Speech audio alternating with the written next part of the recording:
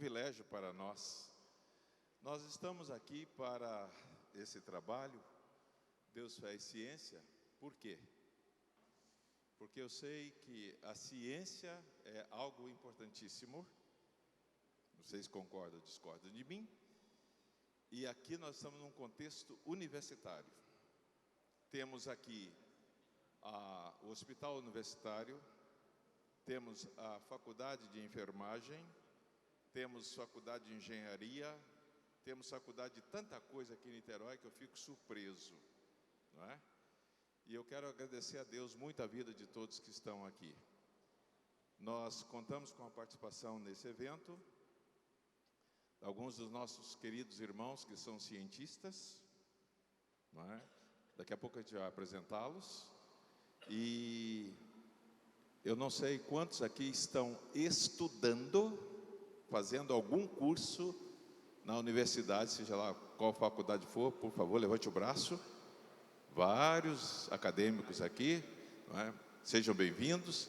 Eu quero saber de quem não está estudando nada. Levante o braço aí também, porque só para eu saber. Não está estudando nada porque já passou, né? Já fez tudo que tinha que fazer, agora está descansando, não é? Aqui tem gente de todo lugar. Se não me engano, até de São Gonçalo tem gente, não tem? Olha só. Tem de Cabo Frio também? Não, tem. Qual outro lugar? Me ajuda aí. Rios das Ostras, Minas Gerais? Puxa vida, o Aiso é de Valadares? Barbacena? Que bom, nós temos uma igreja lá em Barbacena. Que legal. Mas de onde? Petrópolis, olha gente, Petrópolis. Que coisa interessante. Muito bom mesmo, não é? Então nós vamos agora ficar em pé. E aqui no contexto, nós estamos num templo. E a gente tem a prática de reverenciar o Deus que é dono de toda a ciência. Francis Collins, quando escreveu A Linguagem de Deus, ele conta a experiência de conversão. Estava nos Estados Unidos, que eu não conheço, nunca fui. Cascade ou Cascade, qualquer coisa desse tipo, né? Cascade. E ele disse que então, aquele gelo todo, aí ele se sentiu tocado e teve um encontro com Jesus. Eu falei, oh, coisa maravilhosa. Quem não me conhece aqui, eu estava na universidade, fazia matemática, e terminando aquele curso, no último período, Deus falou comigo, larga tudo, vai me servir, na Universidade Federal do Espírito Santo. E o matemático, Blaise Pascal, ele ficou aqui na cabeça, ele falou o seguinte, fogo, Deus de Abraão, Deus de Isaac, Deus de Jacó, Deus de Jesus Cristo, que eu jamais me separe de ti. Então, que ninguém aqui se separe de Deus, por causa da ciência, amém? Então vamos orar. Nosso Deus, nós te agradecemos, te louvamos, porque o Senhor está aqui. Te agradecemos todos que vieram a este encontro. Pedimos a iluminação do Teu Espírito para os Teus filhos que vão trazer a palavra nessa tarde. Abençoa-lhes, ó Deus, e abençoa cada um de nós, pois oramos em nome de Jesus. Amém. Podem sentar-se. Pastor Douglas, por favor, você tem alguma palavra? O pastor jovem está nos ajudando. É? Não, espera aí, antes de passar a palavra para ele, espera aí. Olá, gente, boa tarde, muito bem-vindos a nosso evento Deus, Fé e Ciência, a primeira plenária com o nosso Israel Belo de Azevedo. Pode chegar, fique à vontade, mas eu quero já convidar os 3 preletores, pastor Luiz Saião e também doutor Marcos Ebner, para que possam assentar-se à mesa.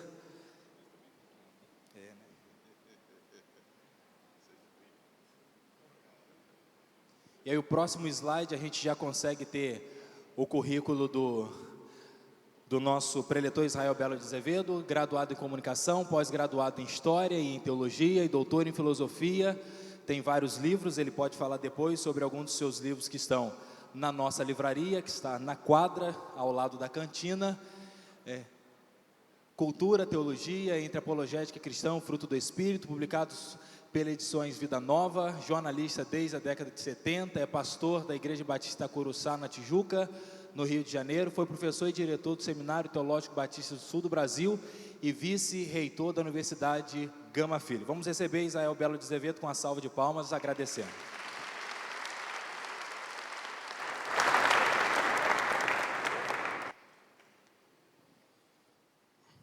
Se tem uma coisa que eu nunca fiz, foi, mesmo nos debates acadêmicos, falar sentado, que é comum, né?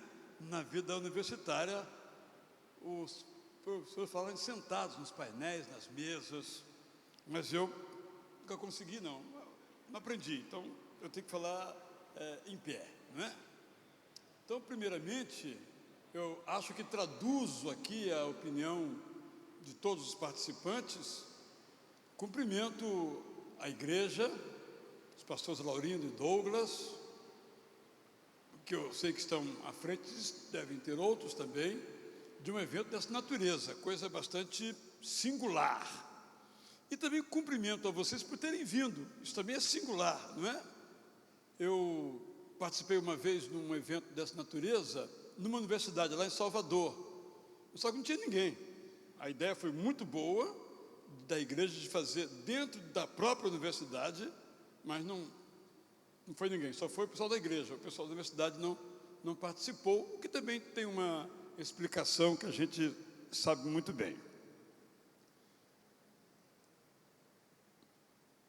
Eu tenho uma relação com esse tema muito ciência e fé, genericamente, muito forte.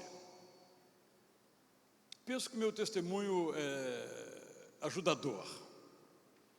Eu passei parte da minha infância num lugar chamado Campo Grande, Cariacica, Vitória, Espírito Santo.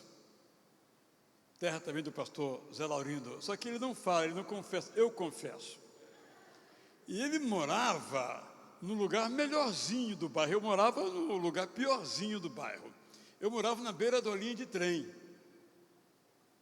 Ali nos meus 6, 8, 10 anos, a nossa diversão, a minha diversão era andar nos trilhos da linha de trem. E nos equilibrar ali num dos trilhos. E às vezes dando a mão a um colega que ia no outro trilho da linha de trem. Para desespero, é claro, dos nossos pais, né, porque o trem podia vir, mas a gente sabia fazer direitinho. Então, como era importante a gente se equilibrar, eu num trilho e o meu colega, meu amigo, no outro trilho. E as nossas mãos se entrelaçavam e nós conseguíamos caminhar bons metros naquela linha do trem. Muitos anos depois, eu li um livro, um dos mais importantes que eu já li, um livro antigo, de 1944, publicado no Brasil nos anos 60, intitulado Apologética Cristã, de Alan Richardson. Está tudo lá, gente, esse cara já pensou tudo. Se você um dia encontrar em algum sebo, ou em inglês, ainda é publicado, Christian Apologetics, você vai se beneficiar grandemente. Ele dizia, Marcos, o seguinte: fé e ciência são como dois trilhos de uma linha de trem. Não podem se encontrar, nem se separar, porque senão o trem vai descarrilar. Não sei se ele disse isso, mas eu li isso, é mais ou menos isso. Isso está gravado na minha mente. Mas tem tantos anos que eu tenho que ser honesto em dizer que não sei se ele disse isso, porque a gente vai reelaborando os textos na mente da gente. Então você entende por que eu contei a historinha primeira, né? Porque quando ele falou aquilo, é exatamente o que eu fazia, gente. Andando, me equilibrando no trilho da linha de trem. E não pode se encontrar, e não pode descarrilar. E algum tempo depois, nós que morávamos lá em Vitória, migramos para o Rio de Janeiro, onde então eu leria o livro. E o nosso trem descarrilou. Então a coisa fez todo sentido.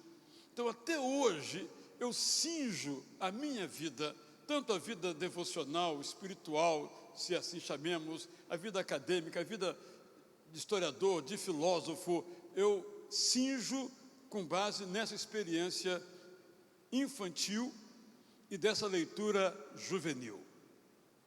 Acho que é um programa de vida. Não há contradição entre boa teologia e boa ciência. Ocupam uma forma diferente de abordar a realidade, de descrever a realidade, de descrever os fenômenos ou naturais ou humanos, mas são apenas maneiras diferentes. Ninguém ousará dizer que a poesia é superior à engenharia, ou que a engenharia é melhor do que a medicina.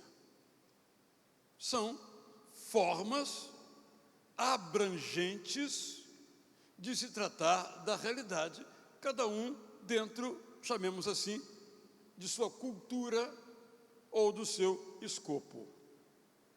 Quando, então, uma área quer dominar a outra, nós temos problemas.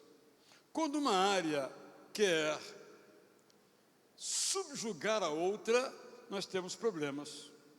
Quando uma área quer se apresentar como a única, nós temos problemas. A teologia não é única, a fé não é única, bem como a ciência e os seus discursos não são únicos. Essa tentação do totalitarismo de fazer do meu modo de ser, pensar ou crer o único modo de viver é um perigo que nos ronda a todos. Ao longo da história vocês conhecem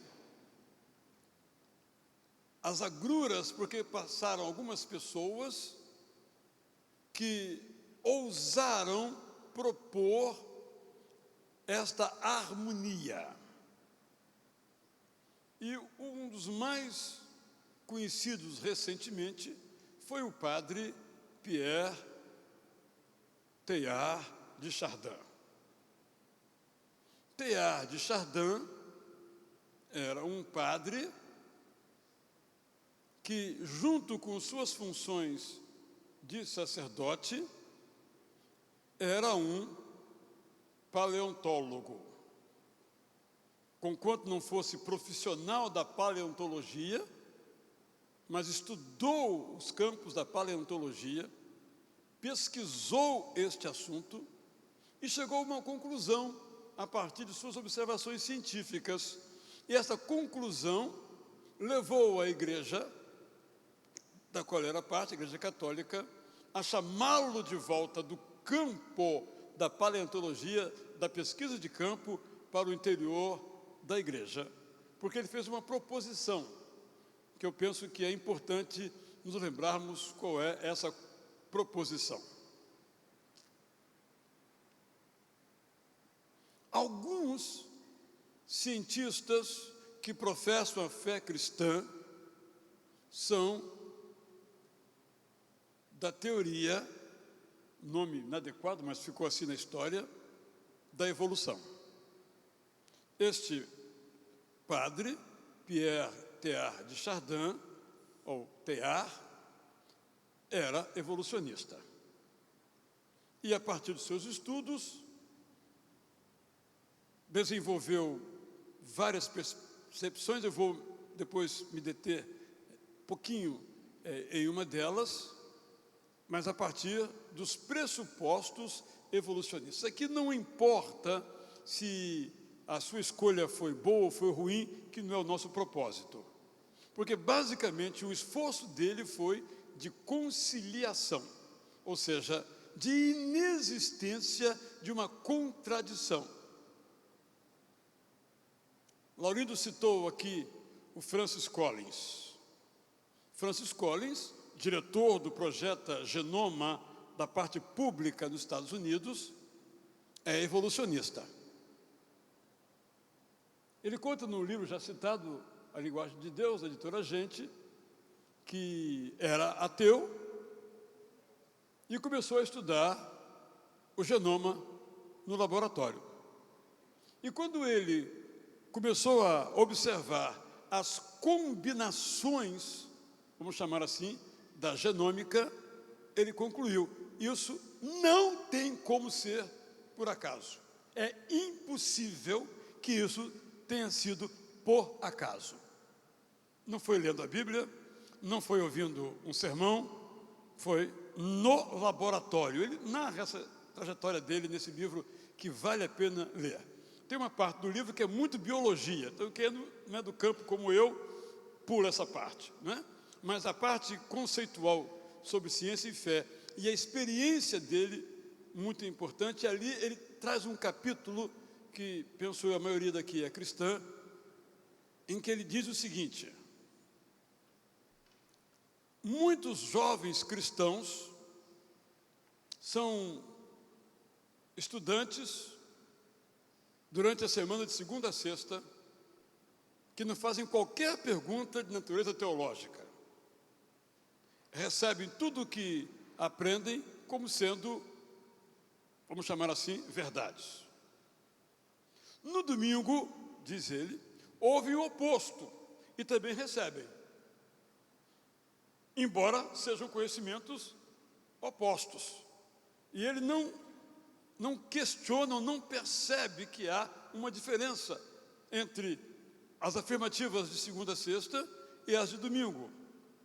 Ele faz essa comparação e diz então que as igrejas, o argumento dele, os pastores sobretudo, não estão preparados para capacitar esses jovens, porque eles fogem do debate na universidade, para os debates em liberdade de discussão, apesar de quaisquer outras situações que nós sabemos que nem sempre a academia é um lugar, de fato, de liberdade, mas isso também já foge aqui ao meu escopo.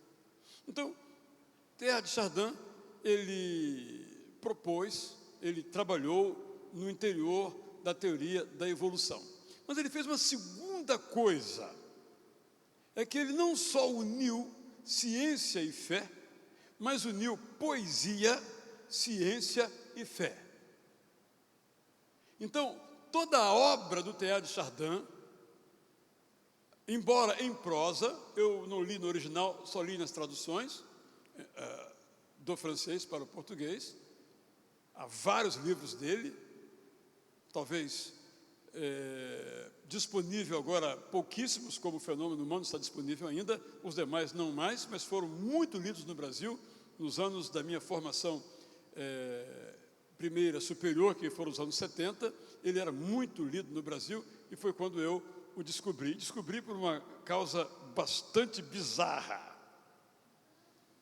Eu sempre tive problemas de acordar cedo. Hoje não tenho mais, acordo 5h30 todo dia, protestando, mas acordo. E já acordo trabalhando, sem problema nenhum. Mas eu tinha horror a acordar cedo. Eu estudava às 7 horas da manhã no Seminário do Sul, onde o Laurino também depois veio estudar. E como era muito perto, né? Bastava eu acordar 5 minutos antes, sem tomar café, que jovem não toma café, né? E ia direto para a sala de aula, escovando os dentes, obviamente. Mas mesmo assim, eu chegava atrasado. Aí um professor desses bonachões, tudo bem, tudo tranquilo, fazendo chamada, aquele professor bonachão me reprovou. Por atraso, que eu nunca faltei, mas ele me reprovou por atraso. Chegou no final do semestre, não me lembro a nomenclatura, Israel, você está reprovado. Professor, nunca faltei, por atraso. Faz o seguinte, faz uma monografia que eu abono as suas faltas. Sobre o quê? Aí, o que você quer falar? Não sei. Vem cá, me levou no gabinete dele e mostrou que tem esse cara aqui, ó, tem esse tal de Teilhard de Chardin, Fenômeno Humano. Quer pegar esse cara? Nunca tinha ouvido falar da minha vida. Fenômeno Humano, Teilhard de Chardin, deve ser interessante. E aí eu me tornei, naquela época, um especialista em Teilhard de Chardin, porque eu li tudo que ele escreveu, que estava disponível em língua portuguesa, sobretudo publicações feitas em Portugal. Só o motivo de como, às vezes, nossos caminhos não são assim tão linha reta, não é? Mas já me libertei desse problema de acordar de madrugada. Fiquem tranquilos, não precisam fazer nada para me ajudar, que já está resolvida essa questão. Mas além de unir ciência, fé e poesia, ele trouxe também para o mesmo discurso a filosofia. Então, Teilhard de Chardin é um cientista, teólogo, filósofo da história. E aí ele tem alguns pontos que são muito mais poéticos do que qualquer outra coisa. Mas devemos lembrar que ninguém descreve melhor a natureza ou o ser humano do que os poetas. Isso desde Hesíodo ou desde os salmistas da Bíblia. Ele diz, então, o conceito dele é totalmente otimista acerca do ser humano, não tem a visão agostiniana do ser humano, mas uma visão otimista completa do ser humano.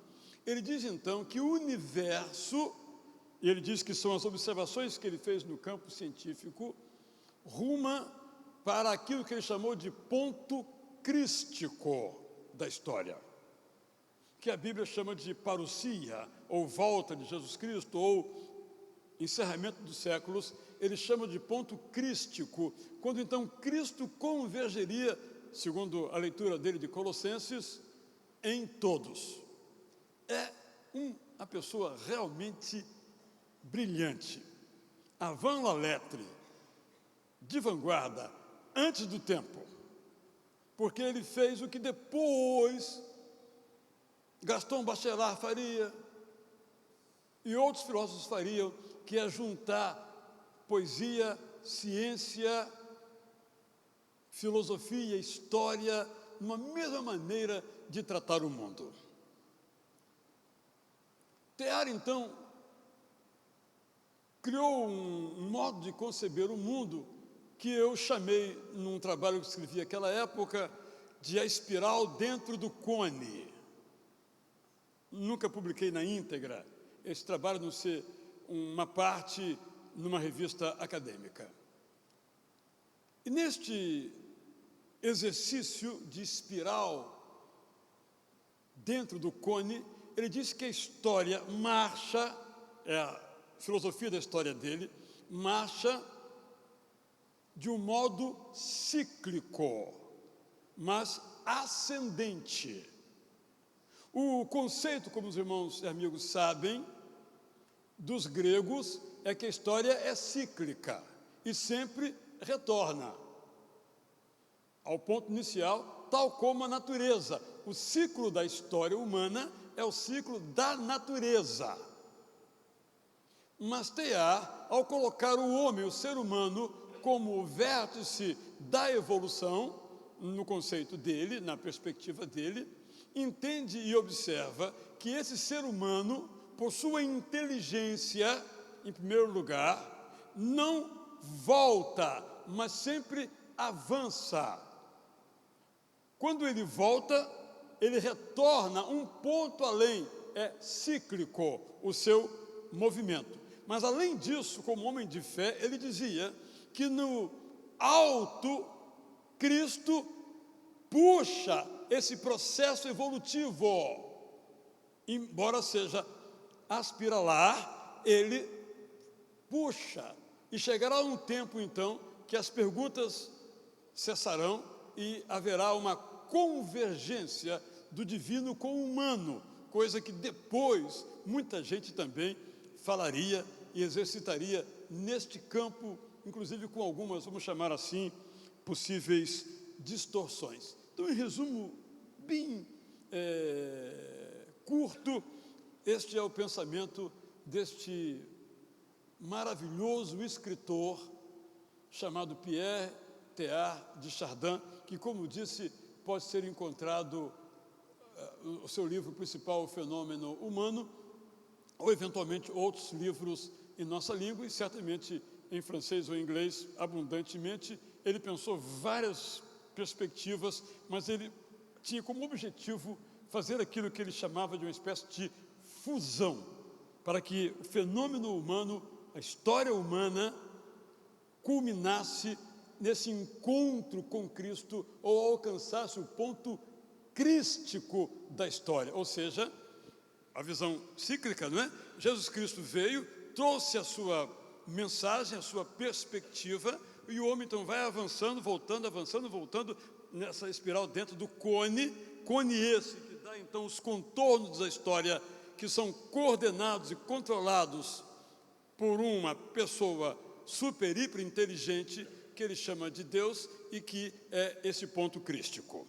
Então, digamos assim, este é o resumo. Eu vou agora então trazer algumas outras observações a respeito deste assunto, mas queria trazer este resumo.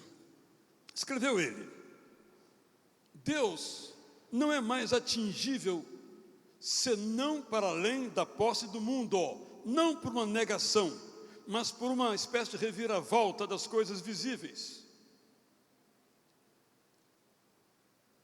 Principalmente a noção e o gesto dessa reviravolta que devemos descobrir à luz do desejo e da oração. Esse tipo de linguagem é típica depois de um outro grande pensador, autor da Psicanálise do Fogo e outras obras, também aprecio muito, Gaston Bachelard. Ele faz uma oração que leio: Senhor, eu queria, desde a minha humilde posição, eu queria ser, Senhor, desde a minha humilde posição, o evangelista do vosso Cristo no universo. Eu queria descobrir e pregar as relações de continuidade que fazem do cosmos em que nos movemos um meio ambiente divinizado pela encarnação, divinizado pela comunhão, divinizável pela cooperação.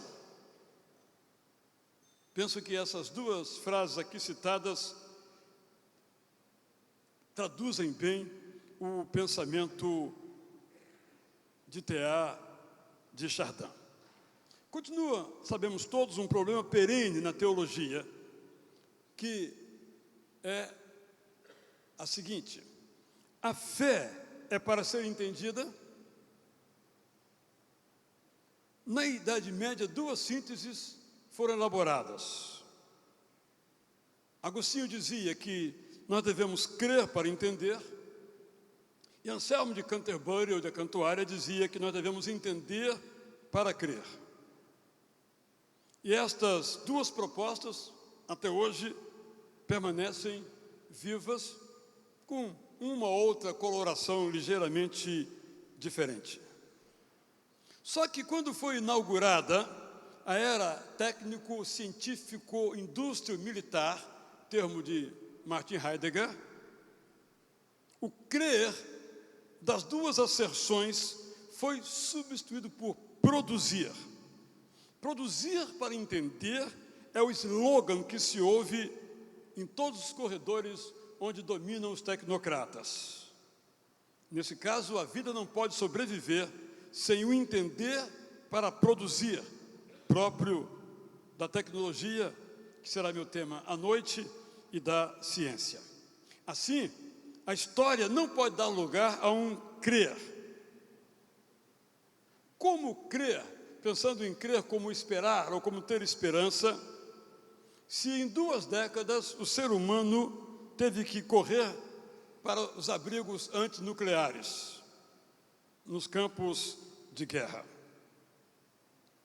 A guerra é hoje diferente, mas os mortos são outros, mas se morre do mesmo jeito, porque a guerra continua a fazer os seus mortos.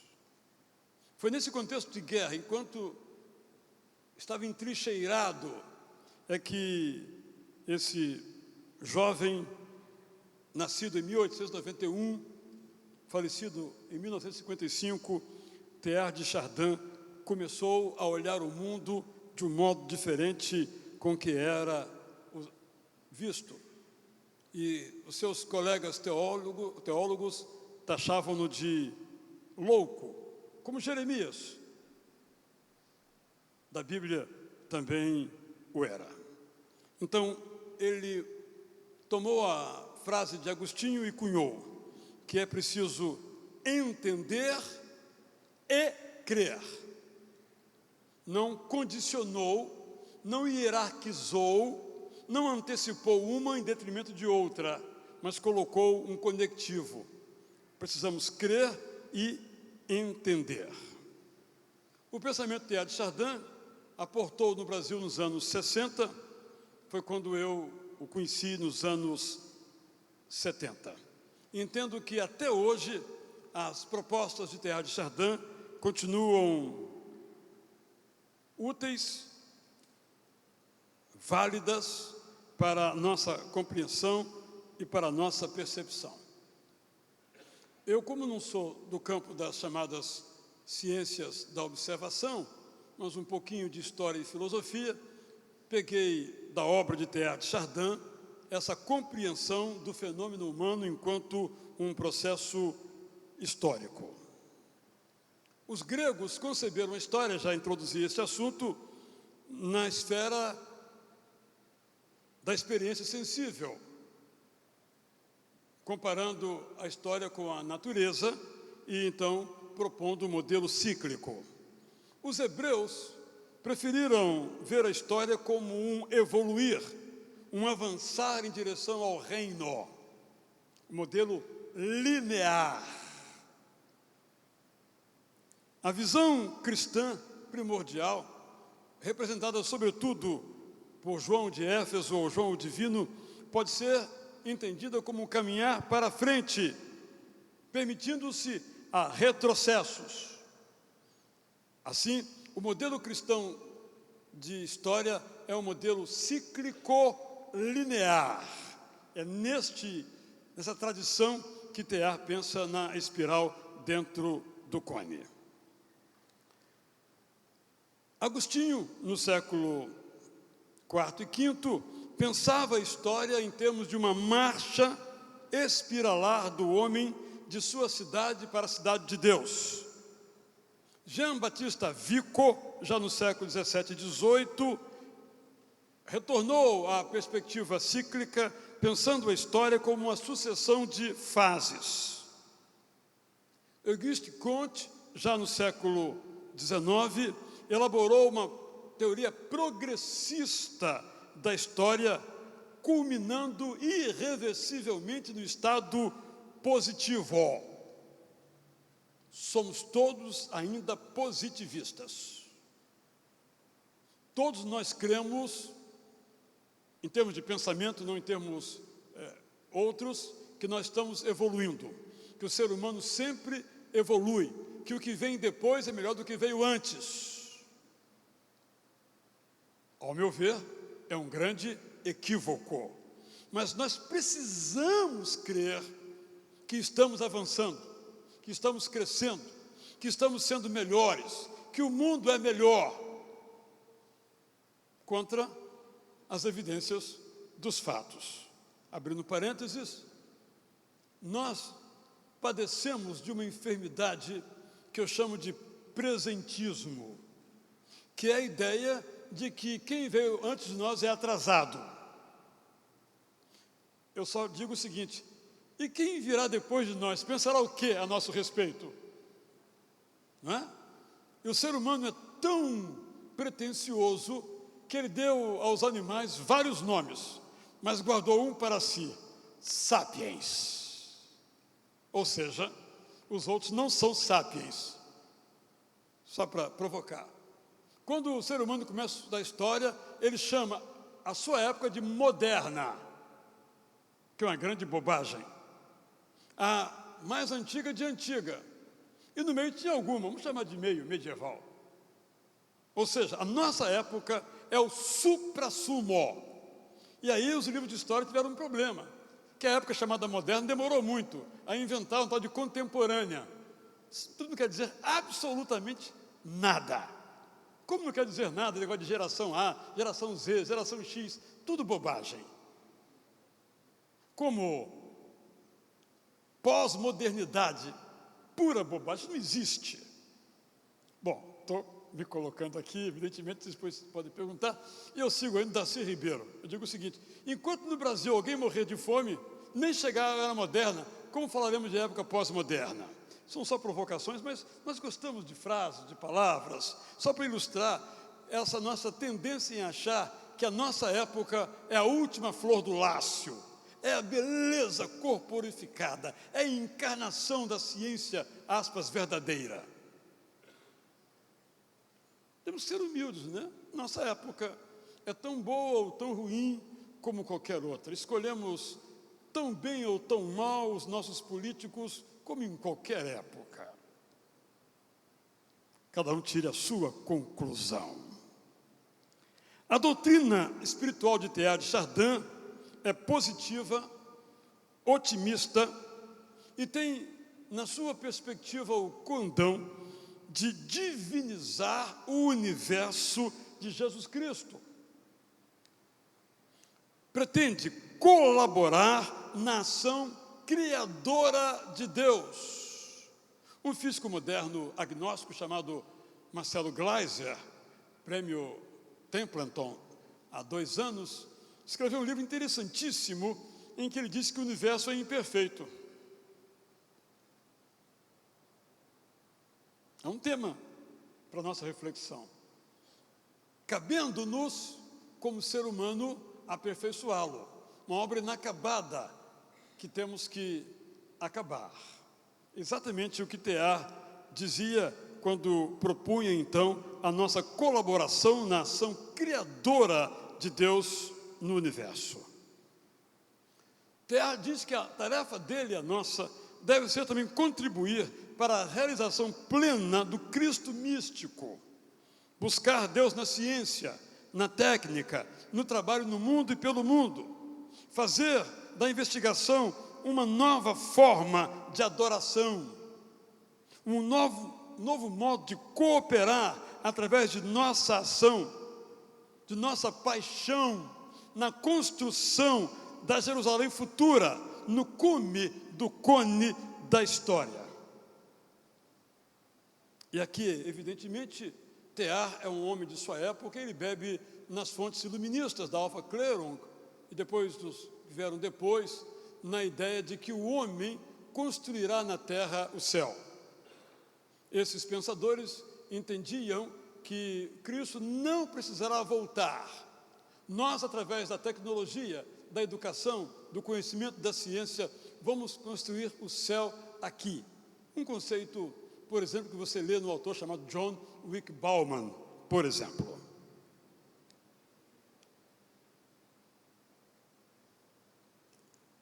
Teilhard chamou ao seu método de fenomenologia científica. Isso, ao tempo de Husserl, por exemplo, ele dá uma outra maneira às palavras, mas tão próximas daquilo que se percebia naquela época. Podemos dizer, então, que Teilhard de Chardin desenvolveu uma visão objetiva e ingênua da humanidade, considerando-a como um fenômeno.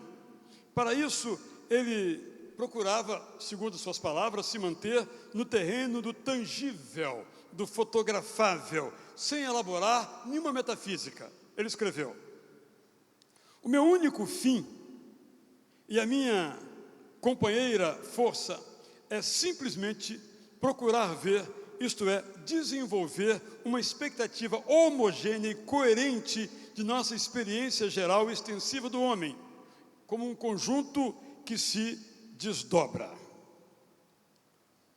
Por isso, ele dizia que o ser humano é um fenômeno, não como um fato puro que se apresenta agora, mas como uma realidade temporal de passado, presente e futuro. Acrescentou ele que nós precisamos buscar o passado, projetar o futuro, e é só dentro da óptica do tempo que nós vamos compreender esse fenômeno. Mais tarde, pensador brasileiro sociólogo Gilberto Freire chamou isso de tempo tríbio, tribios, os 3 tempos, presente, passado e futuro. Mas isso não deve, dizia T.A., ser confundido com metafísica, porque ele não está preocupado com as causalidades profundas dos fenômenos, mas em como eles se apresentam. O que interessa, diz T.A., é o fenômeno humano, o fato empírico do aparecimento em nosso universo, do poder da reflexão e do pensamento. O homem não sabe que sabe. Emerge de suas ações. Domina-se, por mais fraco que esteja. Reflete, pensa. E este ponto deve servir como partida para muitas concepções filosóficas, morais e religiosas. Diz ele, aqui, parece que parodiando Conte: por muito tempo não houve pensamento na terra, agora há, e em tantos graus que a face das coisas está inteiramente mudada. Agora nós estamos realmente vendo um fenômeno puramente científico, um fenômeno. Então, em linhas gerais, esta é a proposição de T.A. como sendo a tarefa do pensador, seja ele do campo das ciências naturais, ou da terra, ou da física, seja ele teólogo, pensador, filósofo ou historiador, é se ocupar de como essa história acontece e como essa evolução se desenvolve. E o conceito de evolução, indo além da evolução de espécies, é a espinha dorsal, disse o teólogo Martinazzo, que sustenta, articula e vivifica todo o pensamento Teilhard de Chardin. Esse conceito de evolução não implica necessariamente uma determinada teoria transformista, nem ainda menos uma confissão de ateísmo ou de materialismo, mas quer dizer simplesmente em que o mundo em que nos achamos não é um mundo já feito, mas que está sendo feito num processo contínuo de cosmogênese.